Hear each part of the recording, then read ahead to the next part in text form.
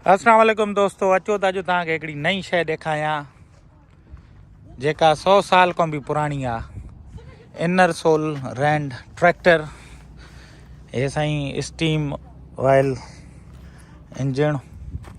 हे ॾिसो साईं लिखियलु अथव year built 1940, made in USA। मथां मॉडल नंबर लिखियलु अथसि। हे पखी जी विठ लिखियलु अथसि, लथल आहे यानी, पर साईं चेक कयो। वाह, इंजीनियरिंग ॾिसो साईं, इंजन कमानियूं गरारियूं पूरो।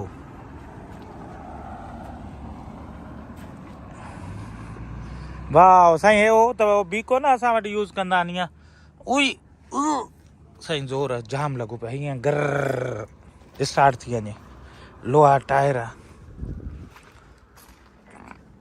हे साईं, हे लिखियलु आहे छा आहे, 2 stage model 104 air cooled compressor valves will operate a long time without cleaning. काफ़ी अर्सो अॻ में हलियो विदाउट क्लीनिंग जे, अगरि प्रॉपर तेल बेल ॾियूं त हे हली वेंदो। वाह साईं, चेक कयो इंजीनियरिंग, चेक कयो। वाह, छा त ॻाल्हि आहे। हिते ई साईं हे ॾिसो, सप्लाइज़ कोरियर्स पेट्रोल हर शइ कैंपिंग डेथ वैली, मौत जी वादी में आयल आहियूं हिन वक़्तु। हे कैंपिंग, हे साईं अमेरिका जो ख़ुश्क तरीन ऐं सफ़ा हेठि ज़मीन में तह तरीन आहे जॻह डेथ वैली।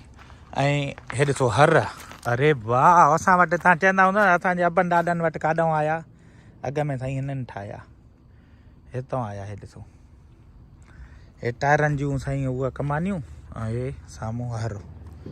हे ॾिसो, असां वटि बि न अॻियां डांद ॿधी करे ऐं छिकीदा वॾड़ा।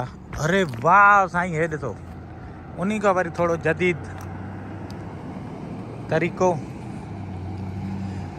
हे ॾिसो, हे पोयों हर त साईं, हे पोयों हर। हे ॾिसो साईं,